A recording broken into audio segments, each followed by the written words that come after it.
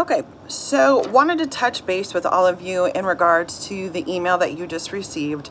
Before we get started, I just wanted to clarify that there's some other options for you to gain an understanding as to what I'll be explaining today. Number one, we have worked through this topic with CTA and your department chairs. So if you have questions that I don't answer and you want additional clarification, please reach out to them. We also have an open house scheduled tomorrow at 9 o'clock in case you want to log in live for a few minutes to get an understanding as to what in the world we're talking about when it comes to this update. So I'm going to go ahead and get started. I would suggest that if you have not read the document that was provided in the email, that you do that before you watch this video to allow it to make more sense. So there is rationale behind all of this that is detailed within the document. I'm going to jump to the final results because that's what we need to jump into at this time. So for the sake of discussing this, when I talk about virtual students today, remember those are the 100% virtual students that will be attending Concord but will be at home doing so. And then hybrid students are those that are coming to school 2 days a week. So the final results of this scheduling update is that every single teacher in the building, whether you're an in-person teacher or you're an at-home virtual teacher because you filled out the virtual teacher application and it was approved by the Education Center, you will have your current schedule. It'll stay exactly the way it looks in PowerSchool. The same is true for all of our students. They will be attending those classes that are listed in their PowerSchool accounts. So what this means for you as a teacher is that you will have a mix of in-person students and at-home virtual students.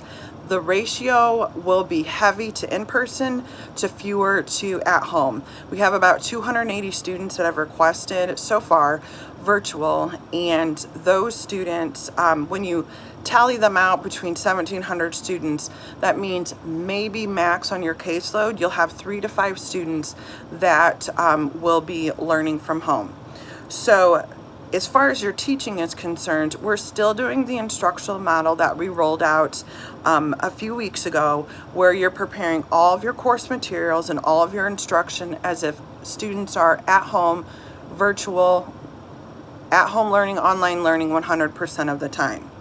The only difference is that you're going to have a very, very small section of students that never come to school. So if you remember when we talked about those students that come to school, they're coming to school for those checks for understandings, maybe they're coming for labs.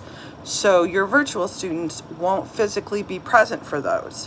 One thing you can do is you can ask those students to come to school on those lab days for things that you feel that are absolutely necessary for them to do. However, you can't make them physically being in the building mandatory. You have to supply the same content or a deviation of that content, especially, if it's a lab or something that they can do at home so that they're able to earn credit. It might not be the same experience that they would have physically in person in school, but we have to provide something for those students.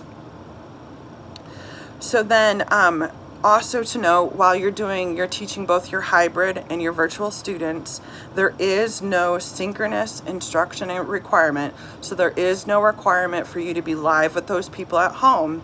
However, it's just as easy, if you make the decision to do so as a teacher, to have your Google Meet open with every student in the class and have those people at home listening twice per week so that they're getting that content. That's entirely up to you. You don't have to do that, but that is a really, really easy option that is available to you. The only caveat to that is our Ivy Tech teachers, our dual credit teachers, have to have some type of live session each week with their students, or there has to be some recorded element of you presenting information or checking for understanding that they can access at a different time.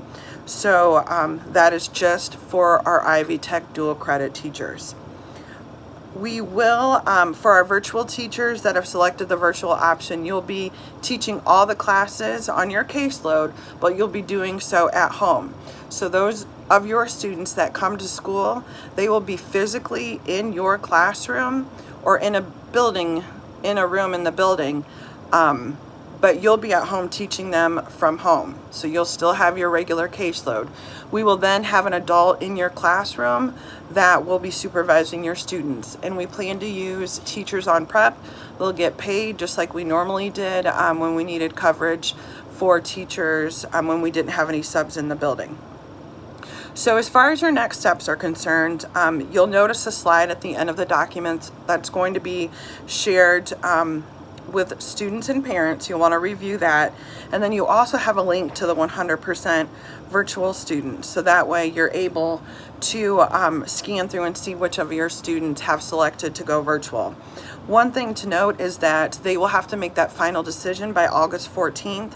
Once August 14th hits, that's that first Friday of school, then it is a 9-week commitment. So students will either need to remain hybrid for 9 weeks or virtual for 9 weeks.